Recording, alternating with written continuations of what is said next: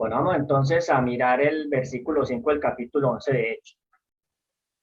Estaba ando yo en la ciudad de Jope orando, vi en éxtasis una visión, un vaso como un gran lienzo que descendía, que por los cuatro cabos era bajado del cielo y venía hasta mí. Entonces dice acá que él fijó sus ojos en él y consideró y vio los cuadrúpedos, es decir, en Hechos 11 él estaba repitiendo la misma idea, pero lo estaba contando. ¿A quién? Si nosotros miramos el texto que hay en la palabra de Dios, él se lo está explicando a los hermanos de la iglesia, porque los hermanos en ese tiempo ellos no podían aceptar que un judío, esa era la idea, el prejuicio que ellos manejaban, pudiera entrar a comer en la casa de un gentil.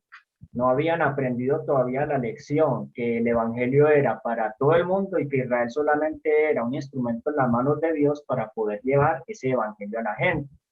Esa idea los estaba limitando en la predicación del evangelio y por eso Dios utilizó el incidente o la escena de la visión con Cornelio y Pedro para poderle explicar esto a la iglesia, ¿cierto? Entonces vamos a seguir mirando, seguir haciendo la comparación. Entonces lo que llevamos ahora hasta acá es una visión literal y una visión simbólica. La visión de Cornelio fue literal, la visión de Pedro simbólica. Vamos hasta ahí. Ahora vamos a tomar la explicación que Pedro le dio a la visión. Cornelio no le dio explicaciones a la visión de él porque era claro que él estaba diciendo que fuera por Pedro. Pero Pedro sí tuvo que comprender qué significaba lo que el Señor le había mostrado. Y por eso es que en el libro de Hechos, capítulo 10, nos dice respecto, cuando ya Pedro sale de la visión, vamos a mirar el versículo, vamos a mirar el cuadro derecho, Hechos 10, 17 al 23. Dice, y mientras Pedro dudaba dentro de sí qué sería la visión que había visto, he aquí que los hombres que habían sido enviados por Cornelio, que preguntando por la casa de Simón llegaron a la puerta, llamando, preguntaron si Simón, que tenía por sobrenombre Pedro, posaba allí. Mientras Pedro pensaba en la visión, el Espíritu le dijo, he aquí, tres hombres te buscan. ¿Cuántas veces se le mostró la visión a Pedro? 3 veces. 3 veces vio el lienzo bajar con reptiles, cuadrúpedos, animales inmundos y 3 veces subió. Y 3 hombres fueron los que llegaron a donde Pedro. Entonces acá ya Pedro comenzó a entender, 3. Entonces quiere decir que acá no me estaba hablando de animales físicos, sino que era un símbolo. Pedro lo entendió. Mientras Pedro pensaba en la visión, el Espíritu dijo, aquí 3 hombres te buscan. Listo, eso está en Hechos 10, 17 al 23. Y en Hechos capítulo 10, versículos 28 al 29, nos dice lo siguiente. Cuando ya Pedro estuvo delante de Cornelio, o cuando ya recibió a los hombres, les dijo, vosotros sabéis que es abominable a un varón judío juntarse o acercarse a extranjeros, pero Dios me ha mostrado que a ningún hombre llame común o inmundo. O sea que Pedro entendió que esos reptiles que aparecían en el lienzo están representando ¿qué? Hombres. Y a ningún hombre llame común o inmundo. Dios le había dicho a Pedro en el versículo 13, lo que Dios limpió no lo llames tú común o inmundo. Y en el versículo 28, Pedro explica que Dios le estaba indicando de que él no debía llamar común o inmundo a ningún hombre. O sea, entendió que la visión era simbólica. ¿Sí? En Hechos capítulo 10, versículo 34 al 35, él concluye finalmente lo que comprendió de la visión. Entonces Pedro abriendo su boca dijo, a la verdad entiendo que Dios no hace acepción de personas, sino que en toda nación del que teme y le hace justicia, de él que se agrada, de él se agrada. Es decir, Pedro entendió de que a Dios no le interesa, Dios no hace diferencia entre las personas. Él busca personas que le agraden, que le teman, y que él no le interesa que si son de acá o de allá, que si son de una raza o tienen cierta posición social, para él son iguales. Él sencillamente quiere la salvación de ellos y por eso fue que él le mostró a Pedro la forma en que lo hizo. No se lo mostró literalmente, Pedro no lo hubiera entendido así, se lo mostró de una forma que él pudiera comprender que a los hombres no se les puede tratar como el mundo. ¿Sí? Así de sencillo. Entonces, esta es la manera en que Dios se expresaba a través de las visiones. Y tenemos muchos más ejemplos en la Biblia. Por ejemplo, vamos a mirar algunos textos acá adicionales donde Dios le habla a personas, por ejemplo, como Abraham. Ustedes saben que Dios le dijo a Abraham, vamos al libro de Génesis capítulo 15. Génesis capítulo 15. Este es un ejemplo de una visión literal. Génesis capítulo 15.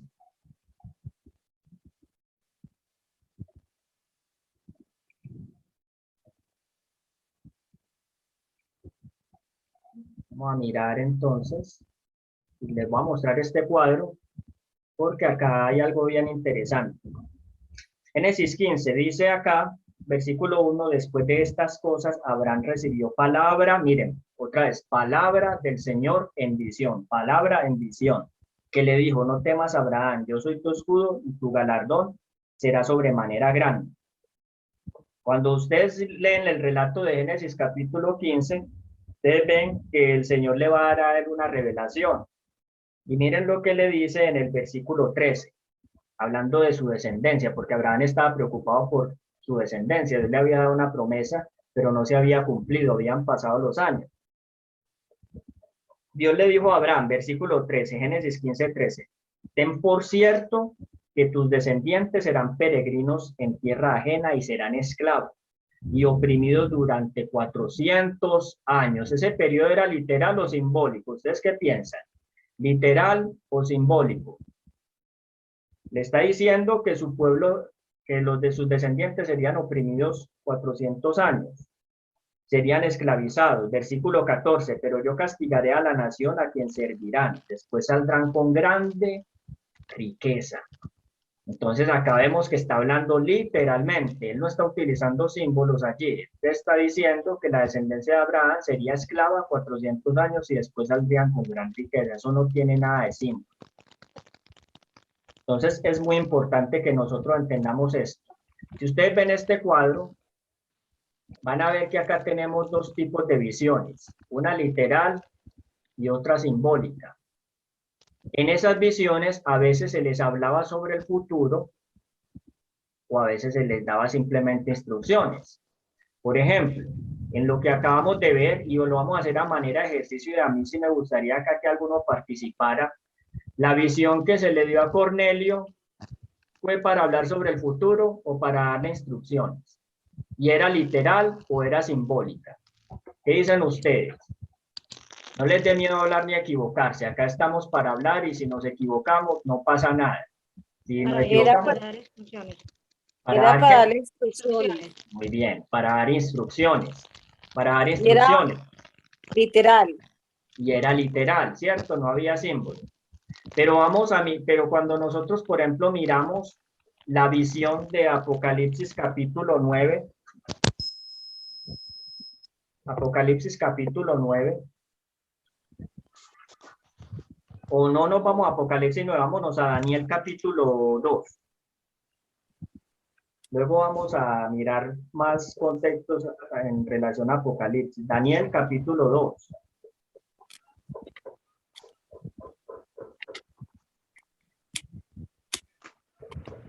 El libro de Daniel, verán que en Daniel capítulo 2 nos está hablando sobre la visión donde él vio la estatua. Entonces, esa estatua que vio Daniel en el capítulo 2, que dice en el versículo 31, Daniel 2:31, rey, tuviste una estatua majestuosa, enorme y muy brillante, estaba en pie y su aspecto era terrible. La cabeza de esa estatua era de oro fino, su pecho y sus brazos de plata, su vientre y sus muslos de bronce. Daniel 2:33, sus piernas de hierro, y sus pies en parte de hierro y en parte de arcilla. Mientras tú mirabas, una piedra fue cortada sin intervención de ninguna mano que hirió a la estatua a sus pies de hierro y arcilla y las desmenuzó. ¿Esa visión era literal o simbólica? Simbólica. ¿Cómo podemos saber nosotros qué es simbólica? y que no era una estatua de verdad, Porque está hecha de símbolos. porque tiene unas figuras que normalmente no se utilizan en la construcción de una estatua. Por ejemplo, a una estatua ustedes nunca ven que le pongan oro, plata y que hagan esa aleación oro, plata, bronce, hierro juntos y tras de eso barro en los pies y tras de eso que diga la visión en el versículo 35, entonces se desmenuzaron también el hierro, la arcilla, el bronce, la plata, el oro, y se volvieron como la pelusa de las eras del verano. Cuando una estatua se quiebra, no queda como una pelusa, no queda tan desmenuzada por más duro que le den. Así le pongan una bomba. Yo me acuerdo cuando estaba más niño y me tocó ver un bombazo que le pusieron al pájaro de Botero, de la estatua de Botero de forma de pájaro en el Parque de San Antonio. Y crean, eso le pusieron mucha dinamita y eso era bronce, pero eso no quedó como una pelusa, quedó floreado, quedó abierto para todos lados, pero no quedó como pelusa. Entonces, ¿qué le indica a uno esto? Que no es algo natural. Y esto lo vamos a ver en la siguiente regla, me estoy adelantando a la siguiente. Como no es algo natural, es evidente de que es simbólico. Y no solo eso, sino porque dice acá, al final del versículo 35, pero la piedra que hirió a la estatua llegó a ser un gran monte que llenó toda la tierra. ¿Ustedes han visto una piedra que se vuelve un gran monte y que llena toda la tierra? Nunca. No. Entonces es evidente que es simbólico. Y cuando ustedes miran el resto del capítulo, ven que Daniel le da una explicación a cada parte, diciendo que la cabeza de oro es el rey, que después vendrá un reino inferior, que después otro reino como el bronce, etcétera. Es decir, son visiones que se presentan, en este caso es una visión simbólica que nos habla sobre qué, nos da instrucciones o nos habla sobre el futuro, Daniel 2. Nos habla Nos sobre habla el sobre futuro. el futuro. Hablando sobre el futuro, muy bien. Entonces, ese principio, ya para que vamos finalizando, hermanos, es el que queríamos comprender esta tarde sobre la regla de Miller. Las visiones, la séptima regla es sobre las visiones. Las visiones son presentadas como tales. Cuando se presenta literal, es literal. Cuando se presenta simbólica, es simbólica. Pero ya vamos a ver en otra ocasión que hay visiones que son literales, pero que en alguna forma a veces llevan símbolos. Y es en casos específicos. Pero entonces no nos vamos a meter allí porque entonces la idea es que quede esto claro. La idea es que haya claridad y luego lo otro lo vamos a tomar. ¿Alguna pregunta hasta acá? ¿O alguna opinión al respecto? ¿Qué tal la reunión? ¿Quedó claro? ¿Hay algo que todavía no esté Todo está claro. muy claro? Bueno, hermano, entonces yo pienso que ya podemos dejar la reunión hasta acá.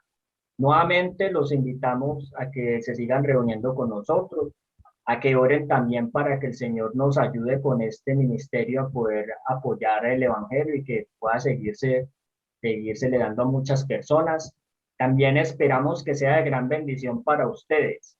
¿Por qué es tan importante entender esto? A los que no habían estado antes, nosotros tomamos para esta reunión como base Isaías capítulo 28, porque allí hay un texto en el versículo 12, del 10 al 12, donde nos dice que el conocer la palabra de Dios, mandato tras mandato, renglón, renglón y línea sobre línea, es dado a los que se les va a dar el refrigerio, y el refrigerio en la Biblia es la lluvia tardía.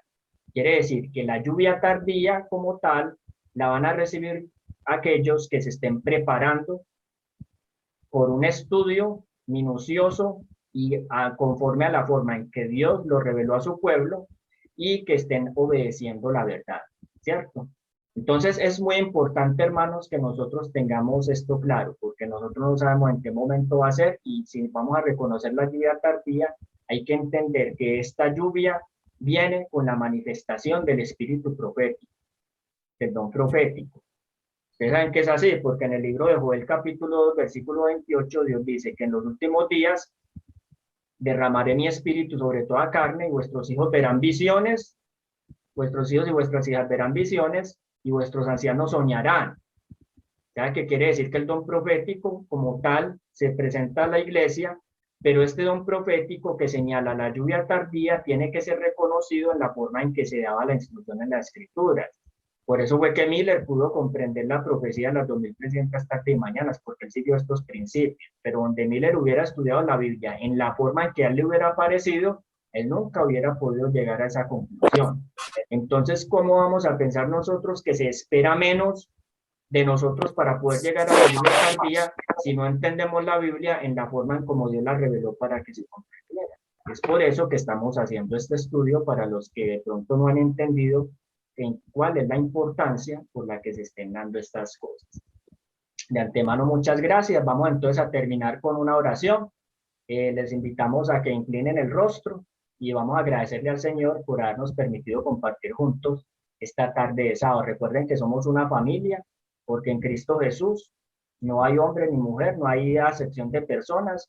Estemos donde estemos, en otros países, los que están acá en Colombia, donde sea, somos una familia y por eso como hermanos vamos a agradecerle a Jesús por ser nuestro hermano y por permitirnos entender estas cosas. Oremos.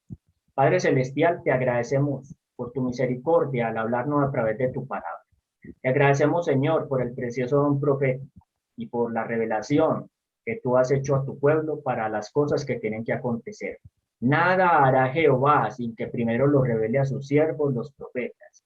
Y todo lo que tú vas a hacer, que de antemano te has propuesto en tu infinita sabiduría, tú nos has dado, Señor, el privilegio de poderlo conocer antes de que acontezca para que lo podamos proclamar al mundo y cuando llegue el momento sepan que tú dices la verdad, que tú no eres hombre que mienta, ni hijo de hombre que se arrepienta y que es tu propósito la salvación de todos los hombres. Todos aquellos que por la fe en Cristo le reciban en amor, en sumisión, en mansedumbre. Pedimos, Padre, tu gracia y a cada uno de los que participaron acá, bendícelos, guárdalos en tu nombre, para que lleguen a ser instrumentos en tus manos, para que la luz del fuerte ángel de Apocalipsis 18 pueda alumbrar toda nación, tribu, lengua y pueblo, y podamos muy pronto recibir a nuestro Salvador en gloria. Lo agradecemos todo en el nombre de Jesús. Amén. Amén. Muchas gracias a todos, a los que estamos acá, Iván, Luz Marina, Jaime Ortiz, Beatriz, Ana Cecilia, y nuevamente les agradecemos por su compañía. Listo, los invitamos a la próxima reunión, si es posible, el próximo sábado. Estaremos anunciando un día antes, poniendo el anuncio en Facebook y en las cuentas de WhatsApp. Hermanos, Dios los bendiga y muchas gracias por acompañarnos. Hasta la próxima. Amén. Dios lo bendiga. Muy bien, hasta luego a todos. Una feliz tarde y feliz semana.